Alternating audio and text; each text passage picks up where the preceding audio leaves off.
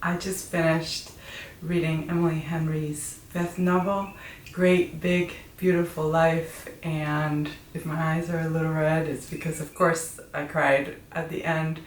And I wanted to talk about how I think it's her most ambitious book and the themes that it explores that make it even more compelling to us as we go. Beginning with the fact that this is her first book that doesn't look at man, woman, love. It does look at that, but this time there are three main characters. And that gives it a new depth that Emily hasn't, I think, explored before. I adore her first four books with all my heart. This one just brings something new into it that I think it's a wonderful evolution in her work as one of my favorite writers ever. So the first thing that I want to talk about is this idea of who tells the story and how the different perspectives come in. And it opens with Alice Scott, who is our protagonist, talking about how for every story there's three versions: his, hers, and the truth. This idea that we really don't know what we're really getting at because there's so many perspectives involved in understanding what happened. And Alice is a journalist, and she has gotten the gig of her dreams, which is to interview Margaret Ives, who comes from a storied, complicated, convoluted, crazy family that invented that gotcha journalism where the headlines rule and you're after people, and even though you're at the beginning at anyway, they were telling really powerful stories, they were also interested in being kind of like the New York Post a little bit in terms of the kind of headlines they would have that would bring people in. So she gets this gig, which is the dreamiest gig ever because Margaret Ives has been just a shot-in person that nobody knew where she was for decades. She's been kind of missing, reclusive, and she's so excited. She's gonna write this book, and then right as she has her first meeting with Margaret,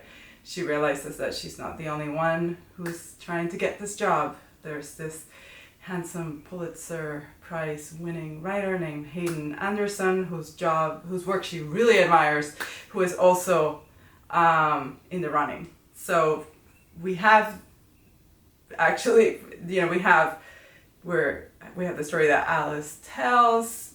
We are theoretically going to get the story that Hayden tells, and then of course we have Margaret. And Alice also has all these other sources, which are all the newspaper articles that were written, all the press that was written about Margaret. So as the book, keeps going and we learn more and more and more about Margaret, we really get a sense of just how complicated these things are and how the truth is going to always be a little elusive, but that doesn't mean that it's not worth it to go after it, because you'll still learn some wonderful stuff as you go. But it's a wonderful exploration of just how complicated it is when you have a multifaceted story with a lot of generations and people in it to get at the gist of what in fact happened. And at the end, does it even matter? Does the truth as the objective truth matter, or is it more about what it means to the characters? The second theme that I think she explores beautifully is this idea of free will. Do we have it? Can we use it? And what are the implications of us making choices? And as a big metaphorical way to address this, Margaret makes these beautiful labyrinths that are made out of glass and they're spectacular, but she says they're unicursal because for her, there's only one way to go through life. You would have ended up in the same place no matter what you did. in other words, Margaret doesn't believe that her choices made any difference. She was going to be alone and reclusive and remorseful no matter what she had done. She'd been born to that fate.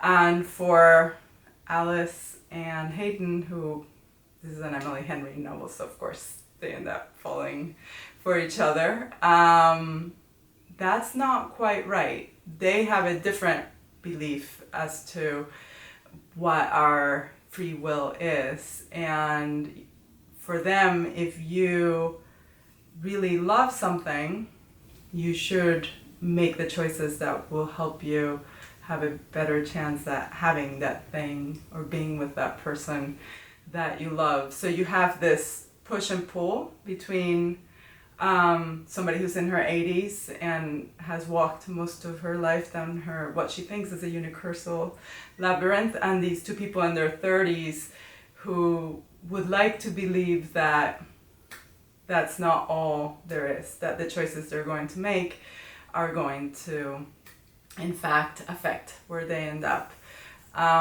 So that's another, and I think we all think about that as we try to have those very difficult conversations that we don't want to have with people, or go after the job that would be harder but might bring us more happiness in the end. We're always trying to figure out if it's worth it to go through the pain of doing a difficult thing. And well, you'll have to read it to decide where they land on this. And the last one theme that I wanted to talk about is just how heavy and weighty and complicated it is to belong to a family, even while our families also bring us all the love and joy and sense of belonging. Margaret, of course, comes from all these generations of a very complicated family. And she's, as a matter of fact, her biography, like most of her biography is about them, because she's like, I can't tell you about me until you understand them. So she goes back generations and generations trying to explain, because she sees herself as being somebody who just is not a person outside of all these other people that she came from.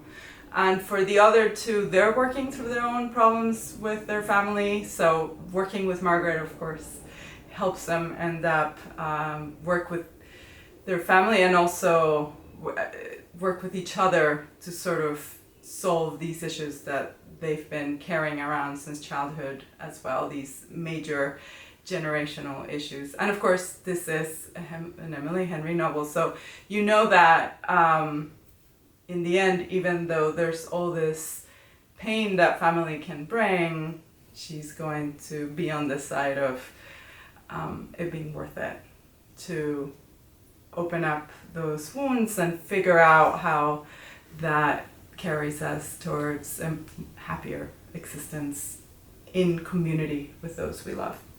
So I hope you enjoy Great Big Beautiful Life, and I dare you not to cry for the last 10 pages. I think you'll, like me, find yourself, just like trying to read through the tears. She really does tie it all together in the most amazing way. And I would love to hear if you've read it, if you're thinking about reading it, if you agree with these ideas. If you don't, please give me your thoughts on the book and on Emily Henry in general. And I hope to hear from you.